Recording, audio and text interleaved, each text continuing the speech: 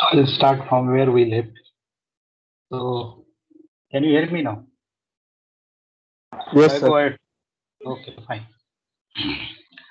Let's see. As I said, very first is the first stage is the reset stage. Then you'll have then CPU initialization stage. Then BIOS, that is the third stage. In BIOS, these are the operations that is normally carried out, or these are the functions of the BIOS. What I said, where it will power on tells, then initialization of video, then memory test. Actually, you see the memory test in most of the BIOS, it shows the memory test. Then it said certain DRAM parameters such as refreshing rates. Then it configures the plug and play devices. It also assigns the resources to DMA channel or hierarchy. This type of resources are assigned. Then the most important is that BIOS identifies the boot device. That means where the boot information is there, and this particular is available. That boot device is normally available into a MBR. So boot, it actually identifies the boot device, and for boot, after identifying boot device, it jumps to a memory location that is 0x7C00. So once it jumps to the 0xC770, actually that is the location of your MBR, where your MBR master boot record information is stored. In today's lecture, I'll explain you what information is actually master boot record contains. Already we said in the master boot record, this is actually 512 bytes of record. Out of these 512 bytes records, 446 is your bootable code, that is the bootstrap information. Then remaining 16 bytes in MBR, these are related to your disk partition information. As you know, you can create maximum 4 primary partitions, so 16 bytes are allocated to each partition. And then there are 2 bytes, these are reserved for signature information. Signature information means whether this MBR is correct or not. That is identified by using these 2 bytes. Then on this, typically MBR looks through a partition table. So after MBR phase is there, that means once master boot record is loaded and once master boot identifies certain information, then the code in the, that is 446 bytes bootable code, it searches for another information that is called as a bootstrap information or a boot loader. And then once it identified that particular bootloader, then it is directly jumps to this, or it calls within MBR, it calls the bootstrap or what is called as a bootloader. Once you get the bootloader, that is actually bootloader starts loading the operating system. So here it actually selects certain files of operating system. Then other jobs, while bootloader also does, bootloader can be a small program into BIOS, or it can be a two bootloaders. One small bootloader will call the larger bootloader if there is a complications or large program is there, then bootloader is divided into two parts. Other functions of bootloader is it disables the interrupts, it sets up the uh, global descriptive table that yesterday we have seen what is GDT as such. And then after setting this GDT, it switches processor from real mode to protected mode. And then it starts loading the operating system, because nowadays your operating system and all the device drivers are loaded into a upper memory area. That means this is all the operating system software is loaded above the 1 MB area, and if you have to access above 1 MB memory area, processor has to be switched from real mode to protected mode. So these are the, so last stage into this is your OS stage. This bootloader will search your operating system file. then it will set up the virtual memory. You know, the memory that is above 1 MB memory or the large memory. Entire memory will be set up because of the protected mode. Then it will initialize the interrupt vectors. It will also initialize timers, monitors, hard disks, consoles, file systems, etc. And if there are multiple processor, it will also initialize the multiple processor. We'll see how if there is a multiprocessor, because nowadays all the systems are with the multi-core systems. So all these multi-core systems will be how these will be started up, that we'll see in the next slide. Then it started what is called a startup user process. So that is the last process which we say this is normally a shell process. And that shell is called, then after executing the shell, like what we see in DOS base, it will be command.com, or in Windows 7 or similar files, it will be explorer.exe.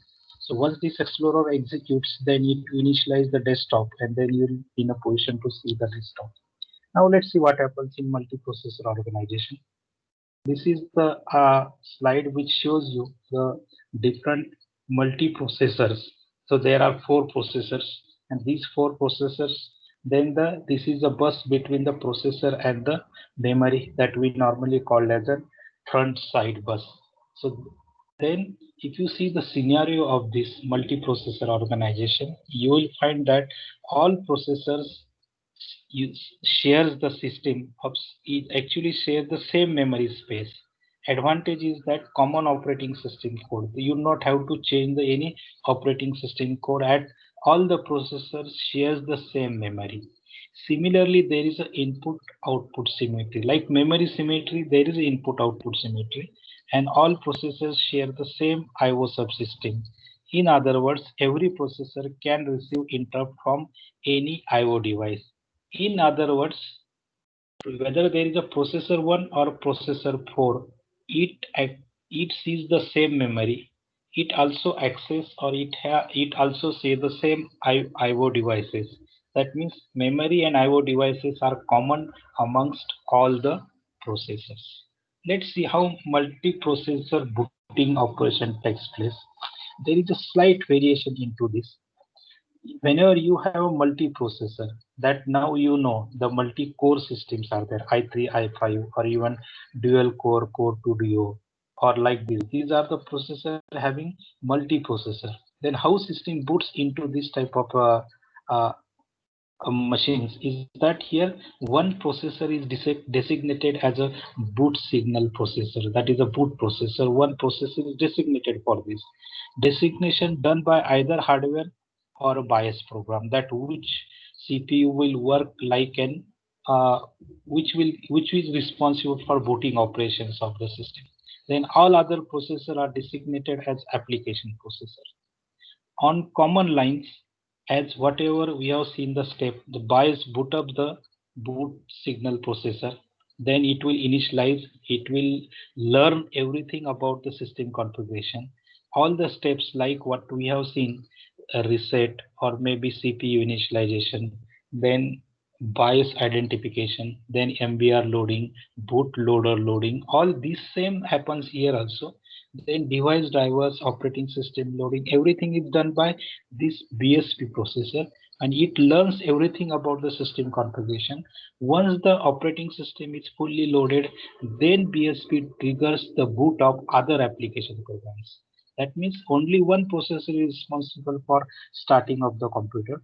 Once computer starts, then other processor will act as a application processor. So this is the basic difference between booting up a simple single core or a single CPU system and multi-core CPU systems. Now in brief we'll see whatever we have seen so far. Again, I'm trying to put in the some different perspective. See here, this first we see turn on the BIOS initialization, the hardware. This is the work of BIOS. Then immediately BIOS will call the MBR. Once MBR is called, MBR will load the boot sector information, active partition information. In this active partition, there will be a small code called as a bootstrap or a boot sector. From this boot sector, it will load into the memory, and this bootloader, this boot sector will load the bootloader and it will start accessing file systems. Now, as I said, what is exactly master boot record? As I already told you, master boot record is 512 bytes. Out of this, there is like here 442. So this is 446 code is for bootstrap code. Then partition table, there are 4 partitions. So 16 bytes of information is required to store the initial information of each partitions. And finally, this boot signature, as I said, it is only a uh, this particular in this boot signature information. It takes only 2 bytes. So 55 and a, this is the two codes. That is 55 means 01010101, and a means 10101010. So this is the code that actually verifies that this is the correct MBR record. If this is not there, that means if this 2 bytes does not read this particular data, that means this is not a master boot record. So this is a boot signature information, which is 2 bytes. Amongst partitions on the disk, you will find there is jump instruction. Out of what is the content of this 16 byte? It will be some small bootstrap code, file system header, and jump. And again, this is the verification code. Then let's see what is there in the bootloader. So function of bootloader, as you know, bootloader actually starts after the MBR. MBR actually bootloader function. There are different functions of the bootloader which is listed here. It loads the basic file system drivers because first you have to initialize the your file system. It could be FAT16, 32, NTFS on similar line. So this file system is initialized in the memory. Then load and read the configuration file. Most of the times your information is stored into your configuration file. That is normally called as a boot.ini file. And from this or in, sometimes it can be in config.c also. Then it loads and runs the supporting modules. After this, it will display the operating system menu, that is which operating system you want to start with. Then once the user select that particular operating system, then it will start loading, the bootloader will start loading the kernel of that particular operating system into a memory. So this is the sequence of operations or the functions of bootloader. Then once bootloader start loading and finally execute it, then bootloader will go shows what the menu, as we said. It will show the operating system menu as such. Then from this boot menu you can select the proper operating system, and from that operating system you can select the operating system kernel. So this is in continuation with the earlier slide, that there are 7 steps. If you see, these are the 4 steps, and after these 4 steps, these are the remaining 3 steps. That is bootloader, boot menu, and operating system. Then this is one important thing you need to know. What is exactly bootloader? So I'm showing you the bootloader of 3 different operating systems. One NTLDR. This is a bootloader which you will find on a C drive on partition table. Nowadays, all these partition tables are hide from the user because user should not require to play with that or change that or anyway damage that particular part. So operating system does not allow the users to, at least if you log in with the administrator, then you can do some you can see this file, otherwise nobody is able to see these particular files. When you say this bootloader, this is, as I said, NTLDR file. This works as a bootloader, which is normally used in Windows NT 2000 and XP. Then another, this boot NTLDR reads this boot ini file, where it actually shows the different active partitions, and also lists the operating system and their location. Then this boot INI, after selection of the operating system, it will NT-detect-com is helper program that runs to detect hardware and identify the devices. So this is the bootloader in the form of NTLDR in XP, NT, or Windows 2000 system. Now the same bootloader now changed into from Windows Vista, Windows 7, 8, and Windows 10. Now this bootloader is called as a boot MGR. Again, this is a system file, hidden file. It is available in the root directory, isolated from the user. You cannot easily see this, but if you change this particular partition and if you modify this partition with the administrative right, you can see this boot mgr file, which is actually a bootloader of Windows 7, 8, and 10 system. So after this, once boot mgr is loaded, now after Windows 6, there are not many facilities are given, lot of securities are added, and the user rights are taken care. So for that, there is additional operating system also keeps one file, that is binary coded decimal file, that is BCD file. It is actually a database file, binary coded database file in the boot directory of the active partition. So this boot mgr reads this BCD file, and then it comes to know the different information of the partitions. Then boot mgr is self-contained and does not need any helper programs or routine. Just like ntldr, ntdetect.com was there. Now you don't need any ntdetect.com. Boot mgr does the work of the same file. So this happens in Windows 7 to Windows 10. And finally, in Linux, Linux uses the bootloader as a group. So it is in boot sector. It is stored in a file called as a group.cfg. And whenever the even Linux also start almost in a similar way. Only their operating system, their boot partitions, their way of accessing the file, configuration file, and calling of files. This is something different, but otherwise the procedure of starting even Linux operating system is very similar to your Windows operating system. Now this particular part we have also seen during the last lecture, so I'll skip all these 22 steps of starting a machine. So these are the 22 steps by which all actual boot process in starts.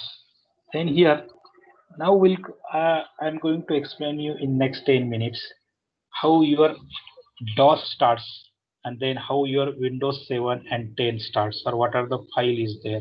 So as far as DOS is concerned, I have used DOS maybe right from 1990. I have worked on a DOS maybe up to 2000, and even I have also demonstrated you working on a DOS during your C programming practicals. So whenever you get the final prompt, that is C colon backslash greater than symbol, how it appears. So here all the procedures up to MBR and loading bootstrap, it is same. That is up to 15-16 steps, these are the same. Then this bootstrap or a bootloader will call the file called as ms-dos.sys file, which is actually present on the bootable floppy or a bootable drive. Then this MS-DOS calls io.sys. This input-output system, it is related to drivers of peripherals and all the files required to start up the bare minimum computer. Then IOSys will call finally the shell program of a DOS, that is called as a command.com, which contains all the DOS commands. And that is why it is called as a command interpreter. Whatever the commands you give on a C prompt, it automatically starts executing. If there is any error, those errors are given because of the shell program that is called as an command.com.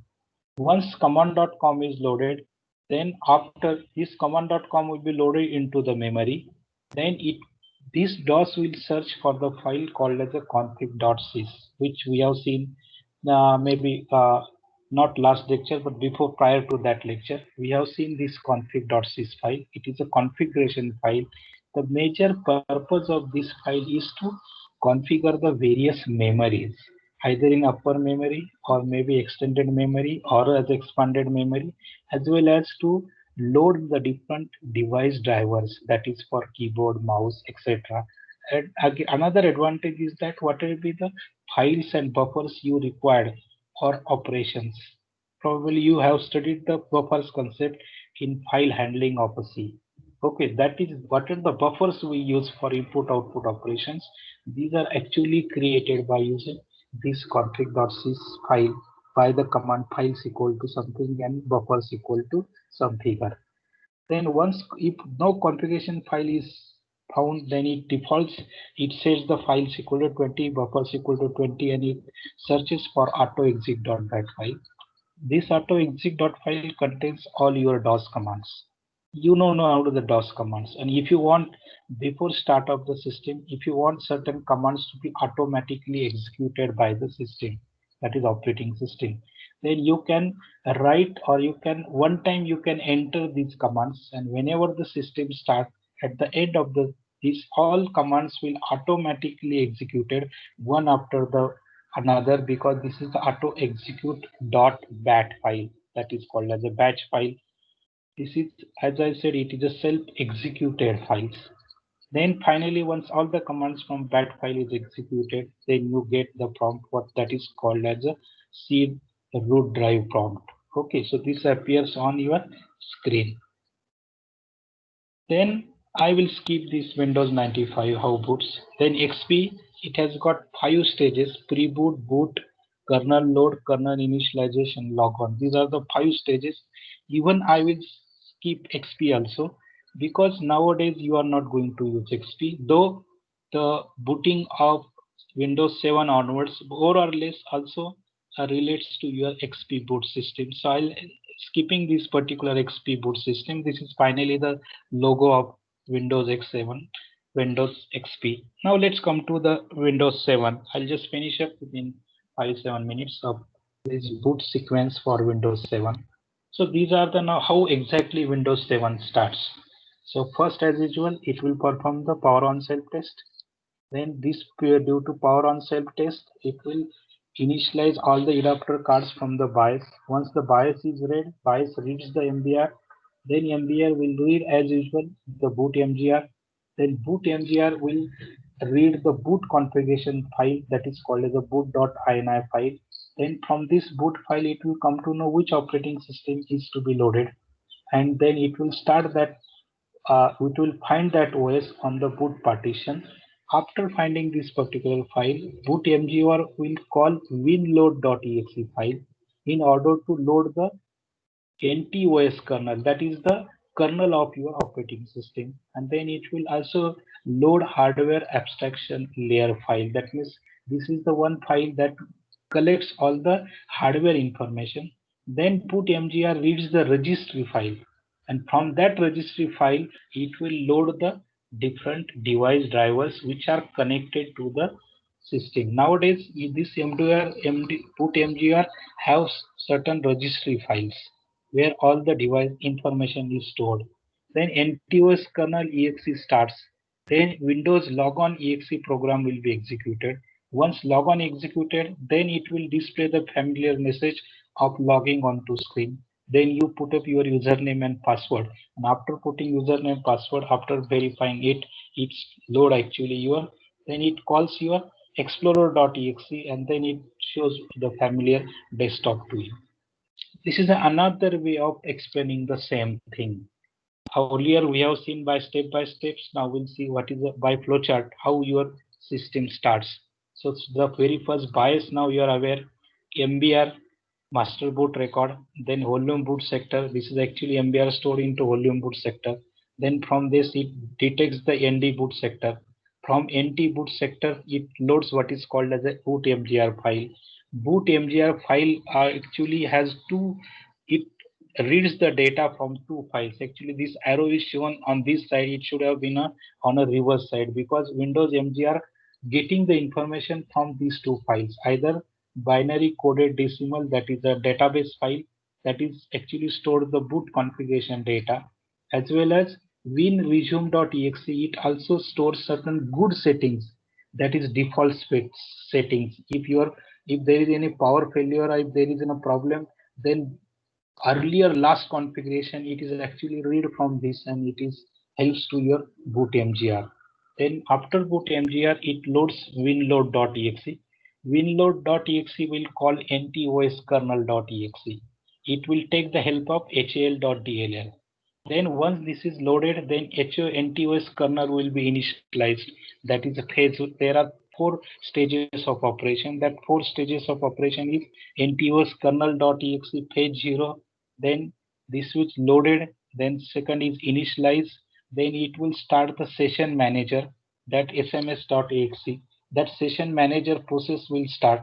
After this session manager, win logon process will execute. These are the four stages: NTOS kernel and SMS and Windows logon. Finally, it will start with local security authority. That means it will check whether you are a authorized user of a system or not. And if you are authorized user, then it will check from its local security, and then it will pass on the desktop to you. So these are the different stages. So this is the second way.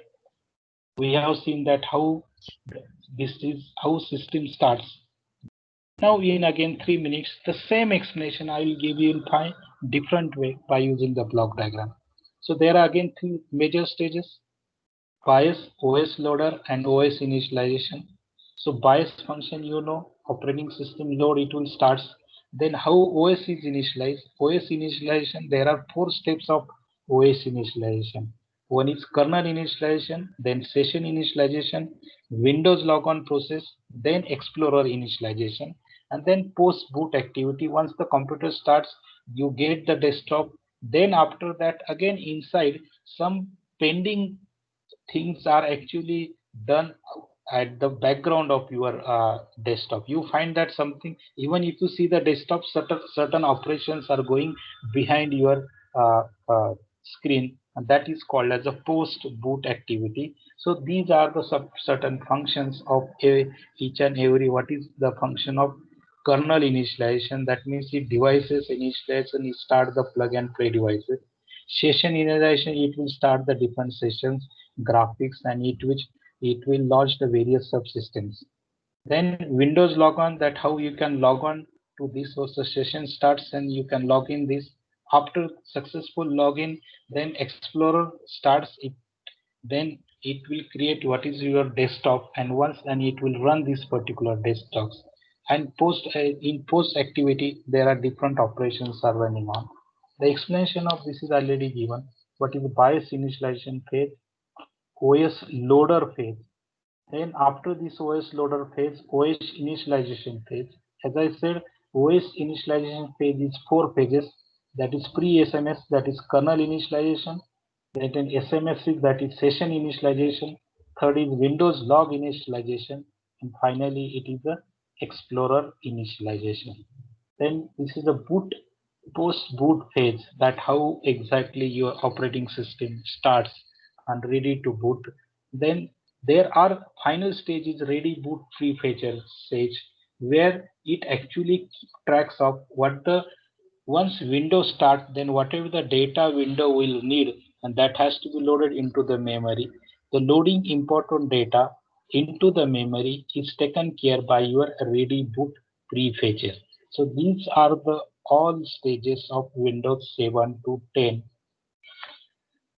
I think again, as slightly I have gone somewhat faster, but if you are interested in understanding how exactly your system starts, I'll request you go through the details about this. And even if you have got any difficulties on this, you can ask me the difficulty, because this is the way I explain you that how your system starts. So you should have a fair idea, at least what are the important files. These files you will find on the Windows directory. If you go in the computer, then in computer this NTOS kernel or bootloader, smss.exe, windows.exe, explorer.exe, or a bootloader, boot mgr, all these files you will be able to see onto your active partition, that is on C drive partitions. And these are the files responsible for starting of your computer. Once everything is started sequentially taken into the memory, then finally you get what is your familiar desktop. So hope after this particular lecture you have understood how exactly the system starts. Once you press a switch on button till you get the desktop, there are various different activities are coordinated by the BIOS. Once the function of BIOS is there, once the bootloader is loaded, then slowly all the function bootloader hand over these booting functions to operating system, and then operating system takes care of initializing sequentially all the device drivers, file system, etc. If everything is ready into the memory now, then you get, and then you can start using your programs by using executing certain, say, as you know, you can go on selecting, or you can normally click icons, that is, and automatically those application program starts. So this is all about this. If you have got any questions, now you are welcome with any questions if you have.